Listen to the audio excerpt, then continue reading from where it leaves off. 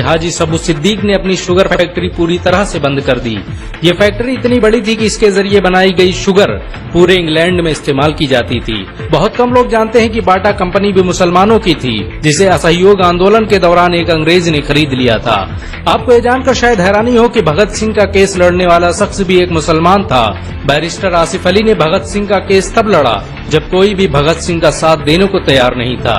इंकलाब जिंदाबाद का नारा देने वाले हजरत मोहानी भी एक मुसलमान थे। उन्होंने ही भारत की आजादी की रूपरेखा तैयार की थी। इतिहासकारों के मुताबिक 1857 में होने वाले विद्रोह में 50,000 उलमाओं को फांसी दी गई और लाखों मुसलमान सरेआम कत्ल कर दिए गए।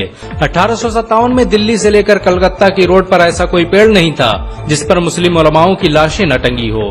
मुसलमानों ने ही भारत की आजादी के लिए पहली जंग लड़ी। मैसूर के सुल्तान हैदर अली और उसके बेटी टीपू भारत की आजादी के लिए शहीद होने वाले पहले शासक थे। मशहूर क्रांतिकारी अशफाकुल्लाह खान सबसे कम उम्र में फांसी पाने वाले भारत के पहले व्यक्ति थे।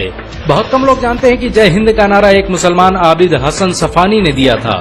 ये नारा आज भी भारतीय सेना और शासकीय प्रणाली में सम्मान स्वरूप इस्तेमाल किया जाता है। तिरंगे का निर्माण करने वाली सुरैया तैयब जी भी एक मुसलमान थी। उन्होंने ही भारत के राष्ट्रीय ध्वज को वर्तमान रूप दिया था। कानपुर में पैदा होने वाले अजीमुल्लाह खान ने ही मादरे वतन भारत की जय का नारा दिया था, जिसमें बाद में कुछ सांप्रदायिक लोगों ने माता शब्द को जोड़ दिया। आपको ये जानकर शायद हैरानी हो कि भारत का पहला राष्ट्रीय गीत अजीमुल्लाह खान ने ही लिखा था। बहुत कम लोग जानते हैं कि मौलाना कासिम नानोतवी ने दारुल उलूम देवबंद की स्थापना अंग्रेजों को भारत से निकालने के लिए की थी। इस मदरसे का मकसद देश में ऐसे नौजवानों को पैदा करना था जो भारत की आजादी में योगदान दे सकें। रेशमी रुमाल आंदोलन की शुरुआत करने वाले मौलाना महमूदुल हसन और मौलाना उबैदुल्ला सिंधी दारुल उलूम देवबंद के ही छात्र थे। मौलाना उबैदुल्ला सिंधी ने सुभाष चंद्र बोस के साथ मिलकर भारत की पहली अस्थायी सरकार की स्थापना की थी और वह भारत के पहले गृह मंत्री भी थे। आपको ये जानकर शायद हैरानी हो कि मौलाना महमूदुल हसन ने ही 1920 में गांधी को महात्मा का लक़ब दिया था। उनका ये नाम इतना मशहूर हुआ कि पूरी दुनिया में गांधी महात्मा गांधी के नाम से जाने जाने लगे।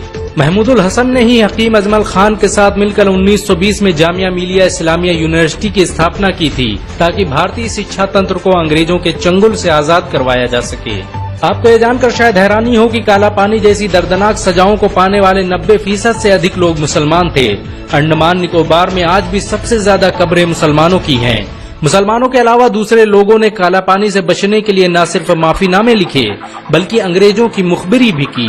मुसलमानों ने ही अंग्रेजों के खिलाफ सबसे पहले हथियार उठाए। 1772 में शाह अब्दुल अजीज ने अंग्रेजों के खिलाफ फतवा देते हुए ऐलान किया कि अंग्रेजों की गुलामी हराम है और हर मुसलमान पर फर्ज है कि वो अपने मुल्क और देश की आजादी के लिए खुद को कुर्बान कर दे।